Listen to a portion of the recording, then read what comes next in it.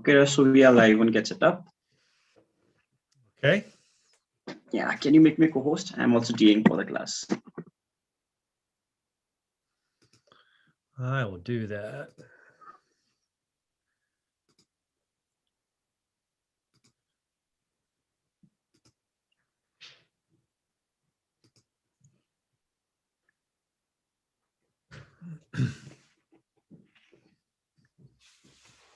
Thank you.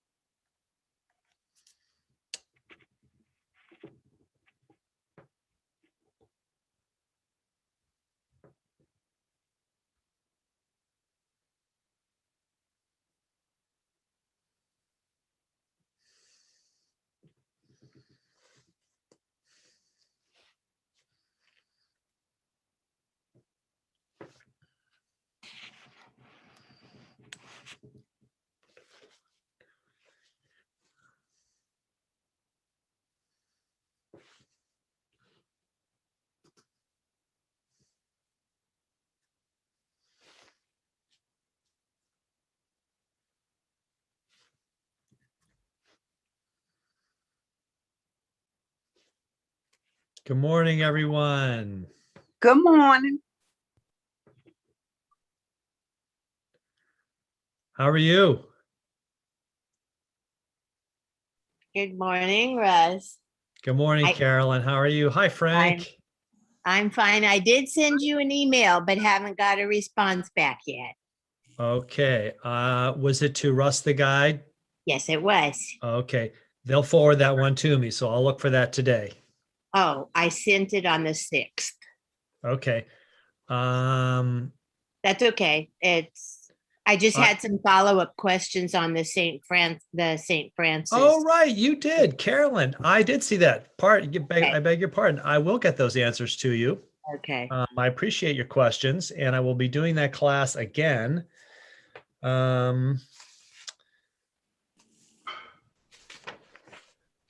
I don't have it down, but I believe it's next week. Okay. So it's not going to run again this week, but I will do it again next week. And I really liked your questions because your questions also helped me figure out how to make the next class better. Okay. Yeah, I was thinking, if I have those questions, probably others do too. Yep. I'm going to give a more detailed itinerary while I'm telling about it, including distances walked between each place. You had it in kilometers. I did. And I didn't do the translation, but in Africa, everything was in kilometers too. Well, I'll tell you an interesting thing that I coach people on when they travel is you better figure out how to translate from the metric to the English system, because you will discover that everywhere in the world but one country, and I don't remember what it is, it's a very obscure country. I'm sorry to describe any country as obscure. Yeah. I mean, it's a place I don't hear about a lot. Out of the way. Out of the way. Thank you. That's a better way to put it. Is on the metric system. Nobody but the US does it our way. There's one little exception that I haven't figured out, and I've got British friends. I never remember to ask them this, is why in England they do have miles. They do still use miles for distances on the highway, just on the highway. Okay. Everything else. And I've learned handy things over the years. For example, if we all know that 354 grams is a pound, 100 grams is a little more than a quarter pound. And that's the way they think of things. And we can probably think of things in terms of quarter pounds. So I think, isn't a kilometer 1.2 miles? About, yes. Okay, because I remembered, Sorry, it's the other way around. A mile is 1.2 kilometers, which might be what you said. Okay. And 1 kilometer is 0.62 miles. And I've learned over the years to translate my thinking. But when I went to Spain, I thought I learned to think only in kilometers, and my guidebook was set up in kilometers. Okay, so I had it twisted up, and a kilometer is a mile is 1.2 kilometers, or the other way around. It's 1.6 kilometers. 1.6. Okay. 1 mile equals 1.6 kilometers. I handy agree way- with you, Carolyn. We're too old to change. No, we're not. No, we're Oh, not. The handy way to think of it, that I like to think of it, is 15 miles is 25 kilometers. 5 kilometers is 3 miles, and I'm a fairly fast walker, so I walk 3 miles an hour or 5 kilometers an hour. So that's how I tended to think. Good morning, everybody. We're just having a little chit chat here, Carolyn and I, about distances It would in be Italy. easier if it rounded off to 1.5. Then you could Well, that's okay. You can do that too. You can do that too. You know, these are all just come up with a guess. they're all things we create in our mind. Good morning, Nancy and Beth and Leslie and Barbara and Deborah and Petra. Victor is our Get Set Up TA, so we're welcoming him this morning. Jane, Carolyn, and Carolyn and I have been chatting about Italy. Pam, Frank, and we have someone who's named Apple's iPad. And if we could rename you, it would be nice. That way we can give you a name if we want to, if you want to ask a question. And Shirley and Natalie, welcome everybody to Slow Travel Monday morning. We're going to have a slow start to today, and I mean it. We have to start slowly, ease ourselves into the week. I have lots of travel classes for everyone this week, and an interesting presentation, which I do want to mention to you all, because I'll say it again at the end. Tomorrow evening at 7 o'clock, we have someone named Marjorie Turner Holmes, who's going to be speaking about easy walks for people that have mobility issues. And she's someone who has those issues and was paralyzed on one side and has regained movement. And she has written numerous books about short hikes and walks you can take. And I think she's got lots of information because many people that are older either have mobility issues themselves or they know someone who does. And so she's going to be a great person, a great resource. We'll have her back another time. So I'm looking forward to having her on tomorrow night, 7 o'clock. Put that on your calendar to hear Marjorie Turner Holmes. She's written several books about short walks. So, and shoot, that's a conflict with an AARP class. well, Okay, we'll fix it. it hopefully will be recorded and she will come back. So Right. I try to get these guests like this to come back on an Right, afternoon. So we have Frank Collar here, who vanished from my screen for some reason, but Frank and his wife did a class. There's Frank. I love to do classes with learners, the Get Set Up community, and we hope to have Frank and his wife back again to talk about their trip to Cuba. So I don't like to do these things just once because not everybody can make a time slot. So they were on last Monday evening at 7:30. I'm hoping to do them on an afternoon coming up in the next couple of weeks. So I look forward to that. So if there's any good class you miss, it either you can see it again on Get Set Up TV, and we have a YouTube channel, so you can find them on YouTube, and I repeat the classes. And the difference between the two is that, of course, if you're on Get Set Up TV, you can just watch, but if you're participating in the class, you can be there and ask questions. So welcome everybody. We're just having a little bit chit chat here at the beginning. And yes, there is a request from our TA that if possible, you can stay on mute unless you're speaking. That's great. Then we don't get any background noise. I'm going to go ahead and share my screen with you all. I am very glad to see you all here this morning, though. This should be a great class. Lots of familiar faces, but some new faces, and I'm really happy to see new faces. By the way, before I start, anybody here, this is your first Get Set Up class. You raise your hand, either just put it up or raise your virtual hand. Nobody new this morning, looks like. Well, and we'll also may have some people join us. Well, I want to welcome everybody to a great new week. This is one of my favorite times of year.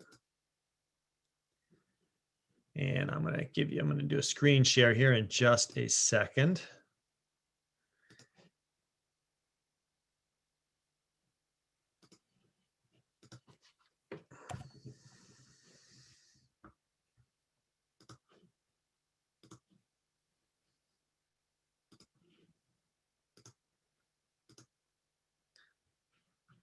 So we should see something that says slow travel, spend less, but have a richer experience. Everybody see that? Yes. Super.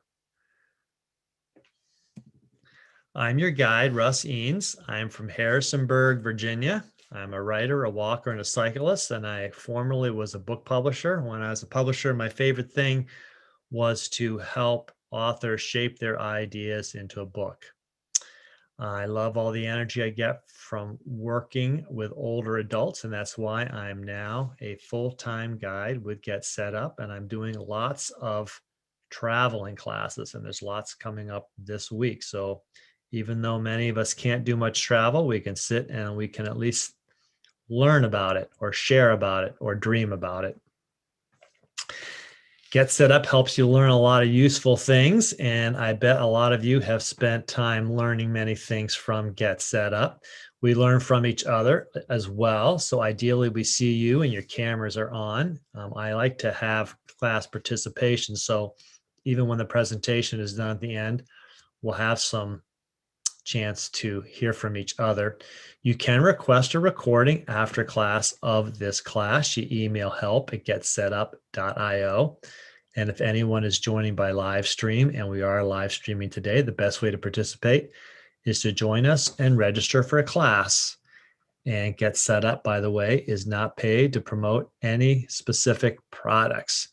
Now, let me just give you one little tip here, and that is that if you have questions today, please put them in the chat. We'll gather around and we'll go through those questions at the end. And I look forward to your questions as I'm speaking. And we've backed up a little bit. Our agenda today is we're going to give a definition of slow travel. That's my definition of slow travel. We're going to list and discuss some of those elements of slow travel. And by the way, if some of you have some observations about any of those points I'm making, I'll invite you to share about them. We're going to talk a little bit about hopes for the future of travel. I am, by the way, doing a whole class on that coming up in a few weeks. And we're going to share about our own experiences together of slow travel. So this is my definition. Slow travel is an experience, not a consumer item. It means immersing in a culture, learning its cuisine, its customs, its history, and whatever else makes it unique. By the way, it could include learning its language. I always recommend whenever you go somewhere, at least learn a few words or a few important terms, like, where's the bathroom? It means having a sense of wonder and being open to whatever comes along. So this is a definition my wife and I actually came up with together because we do a lot of our traveling together. And we have discovered over the years that we like to travel slower. We've done almost all of our traveling has been planned. We do the planning, or we went with someone who did some of the planning. So we haven't really done tour groups, with one exception. I biked across the UK with a tour group, and I'm really glad I did that because they hauled my stuff. I had to bike 1,000 miles.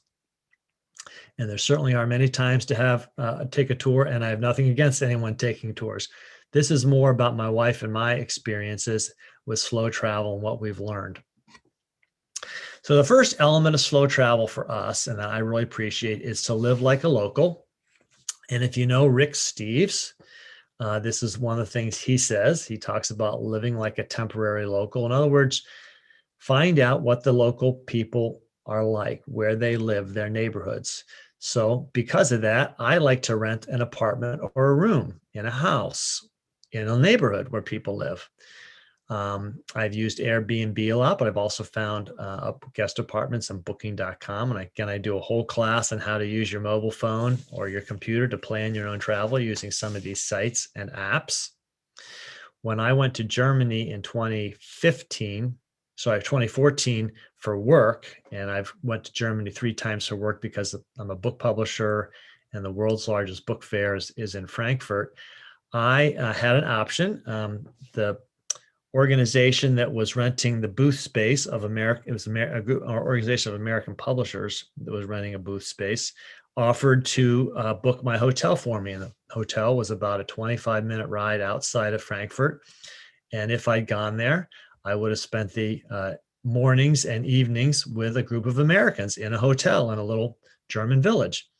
But instead, I went and got my own room through Airbnb in a home with someone on the east side of town, completely in a German neighborhood. In other words, I wasn't in a place that had anything to do with the book fair, wasn't even near the book fair.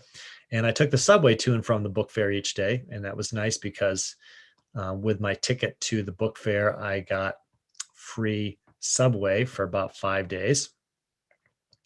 And each morning I got up and I did some grocery shopping in a grocery store. Otherwise, I just went down to the cafe and had a bakery and had coffee and a pastry of some kind, and just watched as the locals came in and out. And actually, the picture here is from a place that my wife and I rented in 2016. We did an Airbnb guest room on the coast of Scotland. We went to Edinburgh for a week, and we stayed in an apartment with someone. They gave us half the apartment, and they lived upstairs, and we saw them on occasion. But we found that this is not only a very cost-effective way to travel. If you get a guest room or apartment, it's often cheaper. But we also get to interact with the locals and with our host, and we find out all sorts of interesting things that you might not find otherwise, like the good little sites to see that you might not know about, or what restaurants to shop to go to in the evening. So when you live like a local, and like I said, we rent an apartment room, we also like to shop in the local grocery store. My wife and I find it fun just to go see what a grocery store is like in another country. Now, I'll talk later about markets, but I'm talking here about grocery store.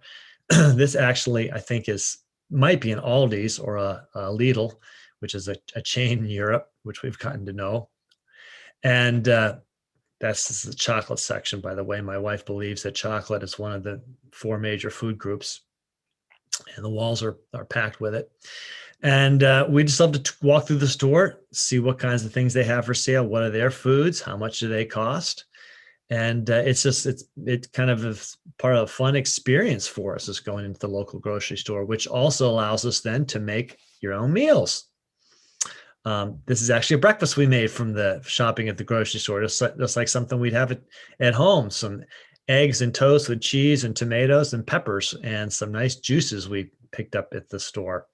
And it's cheaper if you don't have to go out to eat every day, each meal every day. To make your own meals, this costs about what it costs at home.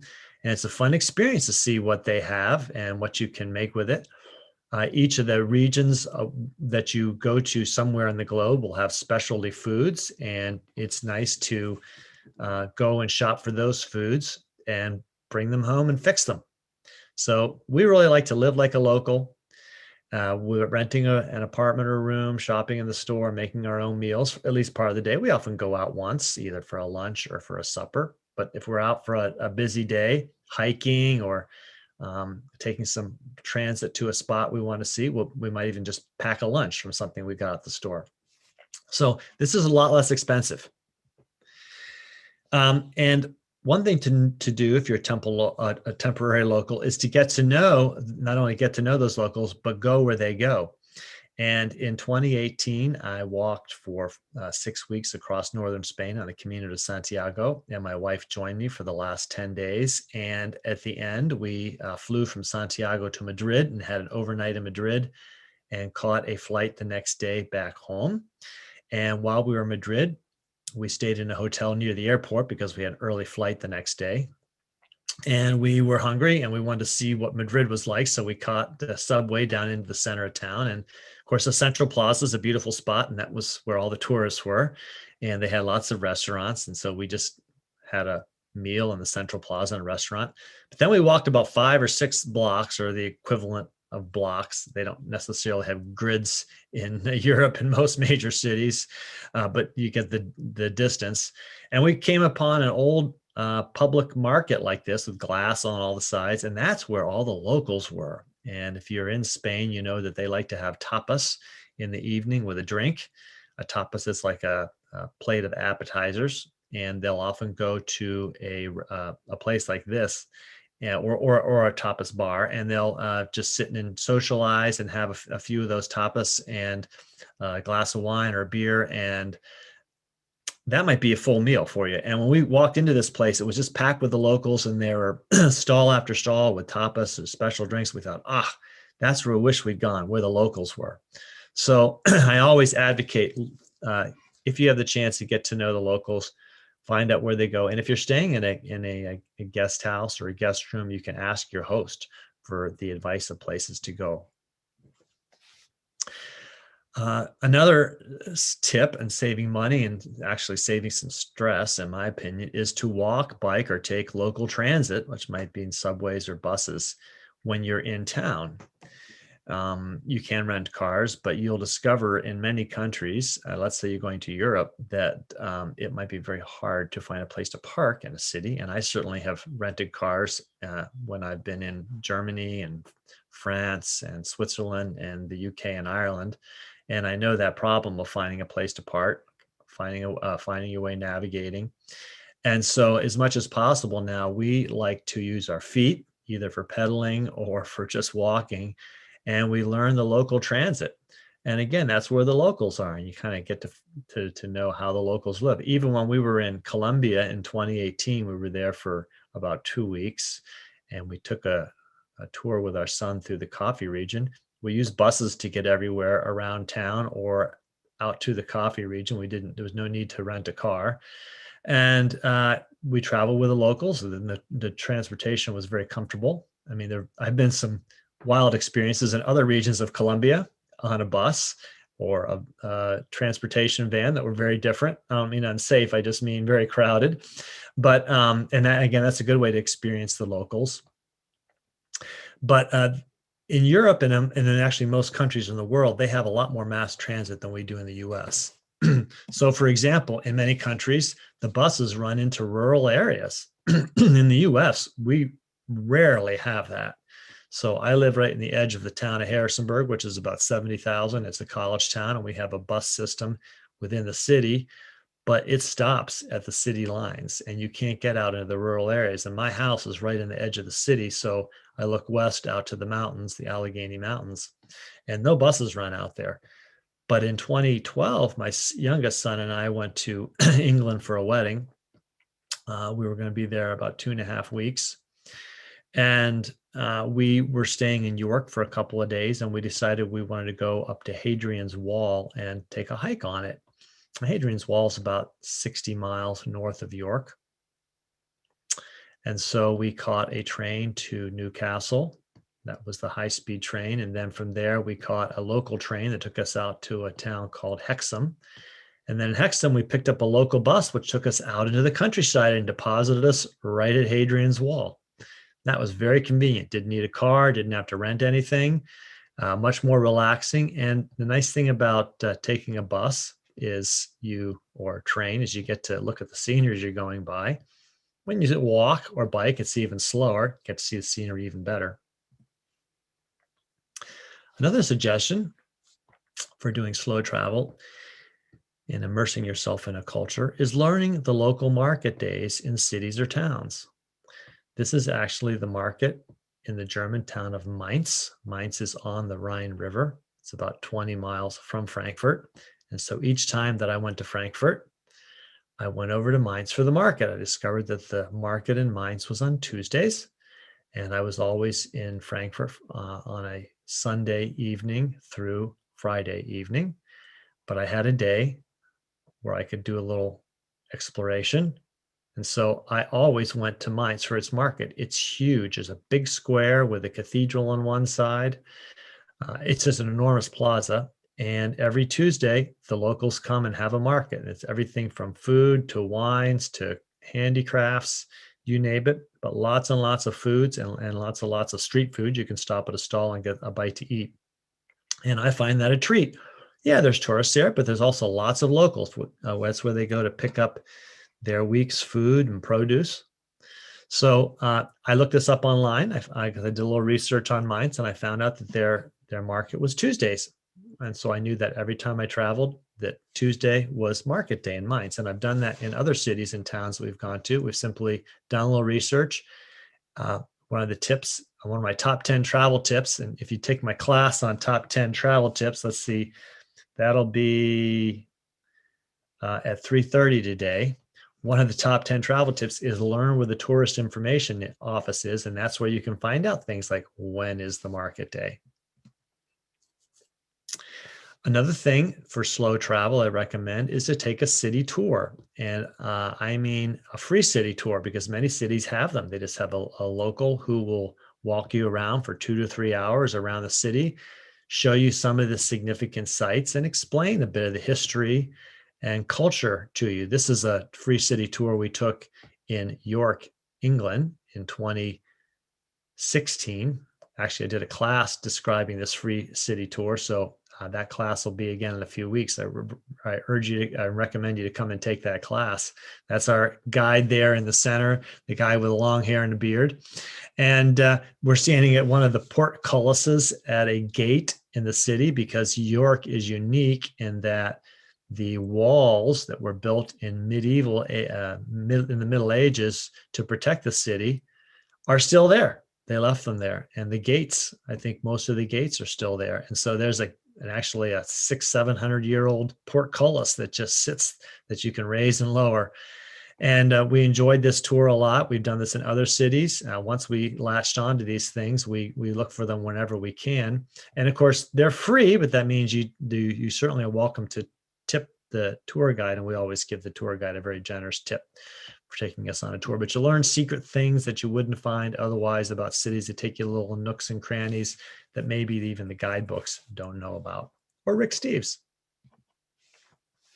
And I always urge you to take other tours that give a local flavor. This is actually a tour of a distillery in Scotland. Was there in 2017 with my oldest son. And since Scotland is famous for its whiskeys, its Scotch whiskeys, we decided to go to tour a distillery and see how they make whiskey. We learned all about how they age it in barrels and why that aging matters. We learned about what a 15-year is, or a 30-year whiskey is. We learned about how many malts, whether it's malt or not, and how many you can blend together, and the different rules about whiskeys. What we mainly learned was why it's so special. And I discovered, for example, that the melt water that comes off of the mountains in Scotland and runs through the rocks and out springs has a special flavor to it that makes their whiskey especially good. So I never would have known that had I not taken the tour. In 2018, the next year, I should show a picture of this sometime. My wife and I and my son and daughter-in-law took 2 tours of coffee plantations in Colombia, and we learned all about how you grow coffee, how you harvest it, how you dry the beans out, how you roast them, and how you make it into coffee, and how they harvest it for an export crop. Another important thing about slow travel is learn a bit about the history of a place before you go and while you're there. In 2015, my wife and I and my sister all went to Ireland and spent 2 weeks touring around the island. And we took our own car and we planned our own travel. But we ended up for the last 3 days in Dublin, which is a delightful capital city. It might be my favorite European capital city, but I haven't been to them all yet, so I can't say. And I like a lot of them. But Dublin is a very nice sized city, very walkable. But one of the things that we learned before we went, my sister knew this, was that you should go visit the Kilmainham prison. It's a prison on the west side of the city, and it's the place where the British locked up the revolutionaries over the centuries. I think they started locking people up there in the 17th and into the 18th century. And in 1916, there was a rebellion in Ireland. They tried to throw off the British rule during the First World War. This was Easter of 1916. And the plot leaders, the ones who actually wrote the Declaration of their own independence from England and led the rebellion, they captured the post office and there was a standoff there. They were all captured. and after they surrendered. I mean, most of them surrendered. A few others didn't surrender. They were captured. They were all put in Kilmainham prison, the same prison where they had been imprisoning revolutionaries for centuries, and they executed them by firing squad. They executed about 8 of them. And this is the wall right here where the flag is, where our tour guide was explaining to us this is where they executed them by firing squad. Well, it turned out that the rebellion wasn't popular with the people, but executing the ringleaders was even more unpopular. And the mood of the local populace turned against the British when they started executing the ringleaders, so they stopped. And that's what this woman is explaining to us. And it's kind of like a holy place for them. You get to walk through the prison, and it's still kind of dank, and it feels like it's in the condition it was back then, and the prisoners' names are carved on the wall. But that's an important part of Irish history. And you need to know that if you want to be in Ireland, because it really matters a lot to them that they are their own country, independent from Britain. Another thing that happens when you're traveling, if you travel and live like a local and you slow down, is all sorts of unusual things happen that you may not have been planning on. So when I planned with my wife to go to the UK in 2016, we decided we were going to spend 2 weeks together there. And we went first to Edinburgh in Scotland, the capital of Scotland, and we spent a week going all around that area and several days in the city. And then we spent a week in York. Well, we happened to be staying in Edinburgh during the Brexit vote. And actually, we went up to St. Andrews during the day of the Brexit vote. And I picked up the 2 newspapers the next day and watched a lot of British TV and read through their newspapers. It was a big deal, that Brexit. As we know, it was even bigger deal after it happened, because it's taken years to figure out what to do, how to leave the European Union. And our host came down, and she was a Scot, and she was very disappointed because 60% of the Scots voted to stay in the EU. So we learned all sorts of things about the angles on the politics in the entire United Kingdom, and which parts of the countries favored it and which parts of the country were against it. In fact, I even polled people before the vote that I would meet in a pub or a restaurant, and I'd say, if they were willing to have a conversation, I'd say, what do you think about the Brexit vote? And sometimes, in fact, frequently, they would tell me not only what they thought of it, but how they were going to vote. And I found out quite a few people voted for Brexit, even though they were against it, simply because they wanted to vote sort of a message to Parliament. And I have a hunch that some of them regretted it later. You never know who you might meet if you're living like a local. If you recognize the guy with a mop of blonde hair, yes, that's Boris Johnson. And on Brexit Day, my wife and I were in St. Andrews. Turned out that it was graduation day in St. Andrews. Of course, we never would have known way back when we made our plans that we were going to be in the UK during the day of the Brexit vote, or in St. Andrews when we went up there the day it was a graduation. But I stepped into a shop to buy a pastry. And as I stepped out, I looked up. There he was, standing on the street corner, talking to some woman. Not positive what he was doing in St. Andrews, because that's not where he's from. I have a hunch that he had a son or daughter graduating from St. Andrews that day, and that's why he was there. But when you're living like a temporary local, you even run into the local politicians. The last thing about slow travel is I just tell people to give yourself enough time and remember that you can't do everything. Sometimes it goes back to this idea of imagining travel as sort of a consumer item. It's not. It's something that we want to, travel is what we want to experience. It is a way to immerse ourselves in a culture.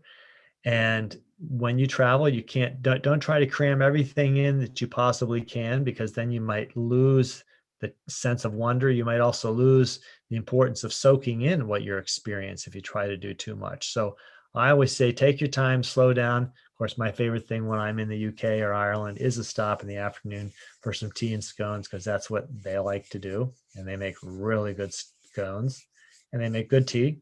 I think you can make the same tea in the US if you know how to do it, but they make really good scones. So give yourself enough time, and remember that you can't do it all. Let me stop the share here and ask you about any of your observations about slow travel, and also look at your questions. I've got something here in the chat from Leslie. She says, I would love to learn more about publishing and polishing personal travel stories, even if only for families and friends. I love to slow travel and have many stories of it. Unfortunately, my family, including grandchildren, never traveled outside the US. I have made a memoir book on my last trip to Europe with my mother. She has since passed away and suffered from dementia prior to passing. And so the scrapbook was wonderful to remind her of ways of where she had been and what she saw. That is a great idea, Leslie. I actually have some of those books myself, and we could even do a class at Get Set Up on how to do that. So I'm going to take that suggestion to heart. We have some classes about producing things like photo books, but I have done in the past classes on how to write a memoir, and that reminds me that I need to get that class going again, because I find, like you said, writing a memoir about a travel experience is a great thing, and we should do it, because if we don't do it when we come back, soon the memories will fade. Fortunately for me, I have a lot of memories of my travels because of photos. I did do such a thing, actually. When I walked on the Camino de Santiago in Spain, I wrote a book about it called The Walk of a Lifetime, 500 Miles on the Camino de Santiago. I self-published this in 2018. So this was one way that I've written a memoir. I know that you're thinking more about just something personal, and that's good. I encourage you to do that. And there's lots of formats in which you can write a personal travel memoir. So I'm going to take that as a great idea, Leslie, of a class we should do periodically about how to write a travel memoir. And thanks for the idea. One nice thing about photographs is they do remind us of where we were when. I have a class coming up on Wednesday, 11 o'clock in the morning, about using your mobile phone while you travel. And one of the tips I give people is that phones are better and better cameras. They have better and better cameras now. In fact, my phone is almost as good in many situations as my expensive camera. And the nice thing about a phone is if you use it properly, it will locate you in space and time. So it'll know when you were there, if you have it set properly, and it'll know where you were. So even though I still carry my camera with me, my phone is a great way to locate where you took a particular photo, and my camera doesn't do that. It does have the same time. So I can look at the camera and the photos I took with the camera, compare them to my iPhone and say, oh, that's right, I took those photos. And the iPhone has the location. So that's a great idea. And I really encourage that. I also do a class. It's not this week. It'll be probably week after next, about how to make a Google Slides presentation about a trip. So keep an eye out for that class. It'll probably be the week after next. And in that class, I share, it's about how you can just use Google Slides, which is free. So if you have a Google account, which you do if you have a Gmail account, for example, I show you how to drop photos in, and then you can share that with people. You can do it on a Zoom call. You can also share that with them, maybe ask them to add their own photos to it if you traveled with some other people. And then you can make a presentation at a distance, kind of the same way that I make a presentation showing you pictures this morning and talking about our classes. That's just a Google Slides deck that I'm using. So I'll have that class coming up in a week. That's another way to do that with family members that are distance. I have a question. Yes, Pam. You were talking about doing the local tours. How do you find out about them? Yeah, the two chief ways that I found out about them is if you're staying in an apartment or a guest room and you have hosts, the host can tell you.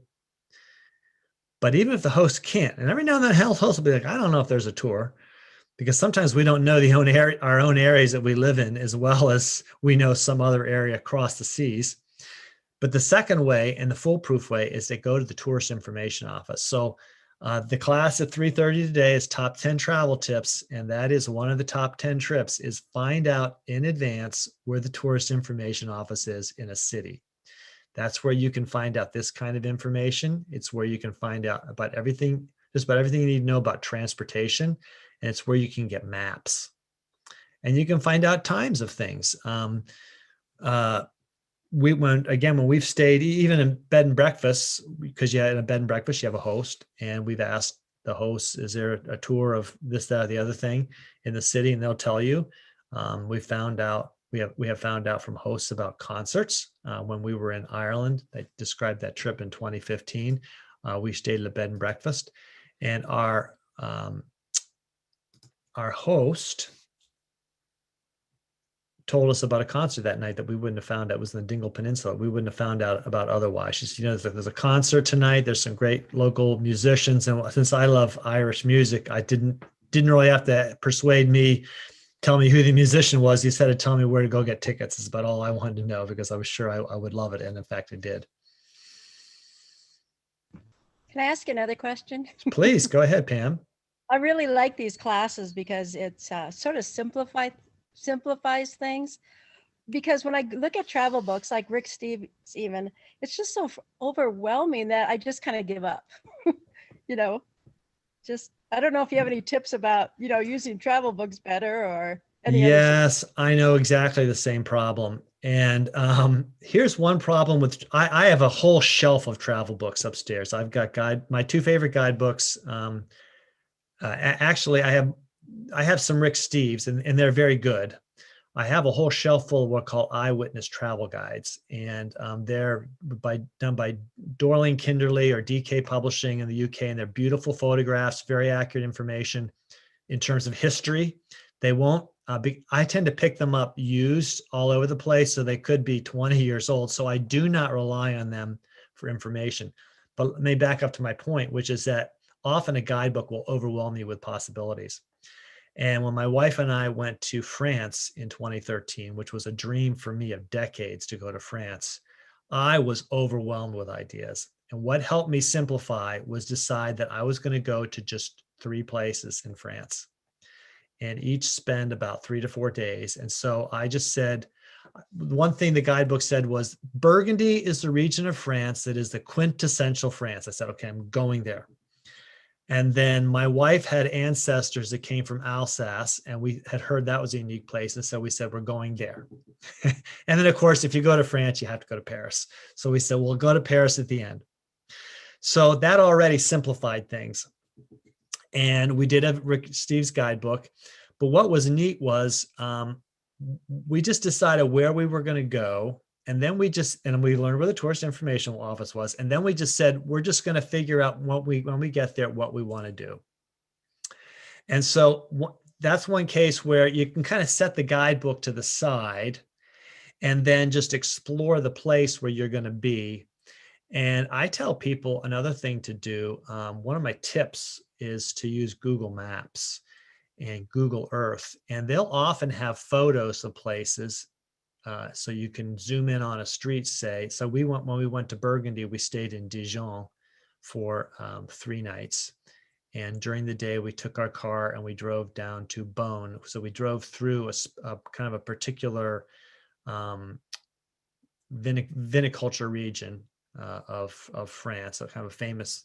And so part of what we learned when we were in France, and I don't know that I was so intentional about it, Pam, at the time, but once I got there, I realized I'm really going to learn about the culture of making wine because it's big to them. So let's learn about it. And Burgundy is a really famous, I don't know how many wine regions of France, there's a lot, but it's a very famous wine region. And so that was a case where we kind of had this idea, maybe we'll go to Beaune. But as soon as we got there, we said, this is a winemaking region. We have to learn everything we can. So you're right about being overwhelmed. And that's why I say one of the things you have to learn is that you can't do it all. And so we said, we'll come back another time, maybe. If not, we will enjoy and celebrate this opportunity we had. And if we can, we'll come back. And it kind of calmed us down so we could be fully able to experience where we were. That was also when we went to Burgundy and stayed in Dijon, where I discovered about the local markets. because the first day we were there was the local market day. And I was like, wow, look at all the stuff here. This is incredible. And that's when I started planning ahead of time to find out when local markets were happening. So, and you're giving me a great idea for a class, Pam. I should probably just do a class on how to plan a trip. That would be great. The different classes I have give you all sorts of tips on various parts of it. Tomorrow at 10 o'clock, there is a class on how to use online and mobile apps to plan travel if you want to do it yourself. So mark that down your calendar, 10 o'clock Tuesday, that's Eastern Daylight Time. And then Wednesday, I'll be doing one on using your mobile phone. Wednesday afternoon, there's also a class. And again, this will be repeated on traveling solo. Many people who travel solo go with groups. Others, they like go with a tour group by themselves. They go solo with a tour group, if I can say it that way. But others just like to plan. Some of them do it because they like to plan their own travel. So Pam, I've got 2 great ideas for classes to come up here: how to plan a trip and how to write a memoir about your travel experience. So got 2 more classes coming out of this today. So I'm just going to check the chat here. Carmen says, using the internet site for the guidebook helps you organize by cutting and pasting. I'm not positive what Carmen means. Maybe you can explain, Carmen, what you meant. Yes. What I do is look at the book and mark, and then look for it in the website and cut and paste so that I'm organized and I don't waste time thinking about what I'm going to do while I'm there. And I do travel solo. And sometimes I do go in the group trips that they have in there, but I select them while I'm in the site. Okay, so now, yes, I agree. You're cutting and pasting off the internet. Yes, a very good way to put down information. And actually, I've done that too. I've cut and pasted information to a document and then printed out that document to bring along with me, just for some tips of where I'm going to be. It's also a way to save having to carry a guidebook. I've actually put Rick Steves guidebooks on my phone. Well, now I have them I have an iPad mini, and I find the phone just kind of hard to navigate through books because the print is the pages are so small, whereas the iPad mini kind of replicates almost the size of a guidebook page. So that's, you can put a guidebook on that too, and you can bookmark pages in advance. And if you have the physical book and you've marked the book, you can just go find those on the ebook and mark them as well. But I like that idea of cutting and pasting about information. And I also use Google Maps. If I'm going to be somewhere in advance and I know where I'm going to be, I will mark certain places on Google Maps. And I can show you a way to do that, to mark things on Google Maps. And then it shows up on my phone. And by the way, you don't have to have data turned on your phone to use a Google Map. You can download a Google Map offline and save the locations. And then when you're on location, it'll show you exactly where you are, because phones always do location no matter what. They are always finding where you are. And then you can use an offline map to locate your spot. Can you explain that in a class? Because yes, tomorrow's class, on the class on using your mobile phone on Wednesday, I'll explain that. We do also have a class that Donna teaches on using Google Maps. So look for that as well, the class on using Google Maps. I have found it tremendous. 2 parts of it are the fact that you can save those locations and mark them on a map offline. And the other thing about Google Maps is when you're on like a laptop, and I find this better on a laptop or something bigger, you can zoom into a spot and then you can go down the street level, and you often find not only a street level view, but sometimes photos of a place. I know a woman who moved, she retired to Ajijic, Mexico, Lake Chapala. There's a big expat community of American and Canadians down there. and she knew she wanted to go there. And she explored the whole city of Ajijic by Google Maps. And she found the restaurant that she wanted to go to the first night she was there. And so when she got to where she was going and went to her lodging for the night, she went out the front door and she found her destination to the restaurant because she'd seen it on Google Maps. So I really like that idea. I've done some of the same thing. I also share that there's also YouTube videos, which you can get on tours to show you where to go. I used it when when my wife and I went to Rome, when we went to Italy to do a pilgrimage. We landed and traveled through Rome to our destination. And I found out that the Rome airport was 40 miles away from the center of the city. And I found out that you can take a bus or a train into the city. But my question to myself was, well, how do I find that bus or train? And I found a YouTube video, and the guy actually walked from international arrivals out the door, turned right, and you follow his video for about a minute down to where the bus station is, where the bus windows were for buying tickets, and the buses are parked. So it's that kind of thing that's really helpful in travel, is those kind of resources, and you just have to be able to go look for them. Victor has put into the chat some of these classes. He's put in the using Google Maps for navigation, the one that Donna does. So that's there. Leslie says she likes to make her own Google Maps. Good. Yes, you can do that on your phone. You can save them to your phone. Also, using mobile and online travel apps to plan your travel is in that. I will also send you'll get an email after this class, and you'll be asked to give feedback. And I love feedback. So tell me how to make the class better. In that email, I will also list some of these classes that are coming up this week, so you can find them. I'll also show you one other thing today, since we do have a couple more minutes. I'm going to share my screen with you, and I'm going to show you how to find more travel classes that I do. And if you go to the Get Set Up homepage, and if you go to Get Set Up, you should see this. This is after you're logged in. Where it says search guides and travel, you can put my name right in there, RUSS. And there you immediately get the drop down of all the upcoming travel classes I'm doing. Top 10 travel tips, pilgrimage to Italy, that's the one I was just describing, so on and so forth. So you can scroll down those and find any you want to do. Tonight, by the way, I should mention, we are doing a class. I am doing a class at 7:30 on some of the ancient sites of Mexico. A lot of people, including me, have traveled to ancient sites in Europe, but there are many that are even closer in Mexico that are just as old and just as grand and are worth learning about. So I look forward to seeing some more of you in classes. Again, just go and search my name, Russ, and you'll find all of the classes that I'm doing. And that's a handy way to find more travel classes. I want to thank Pam and was it Leslie who gave me some great ideas for some more classes that I will definitely get organized. We'll see. You should see those coming up in a few weeks because I'm always developing new classes. It takes me about 2 weeks to get them on the schedule, and I like your suggestions. I've also got some people who can come to those classes. They can tell us how they plan a trip. I know Frank Kohler is in this class, and Frank and his wife, Joanne, are great, experienced international travelers. And maybe I'll also have them explain a little bit more how they plan their trips, because they've done a lot of it.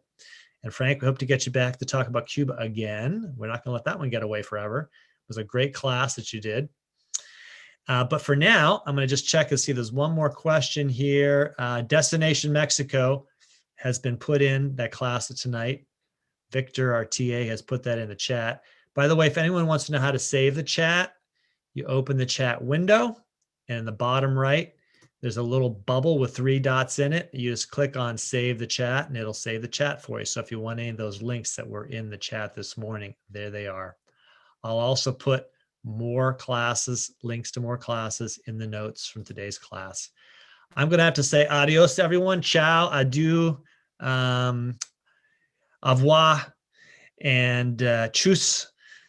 And we'll see you in the next travel class. Thanks, everybody. Have a great day. Thank Thank you. Bye.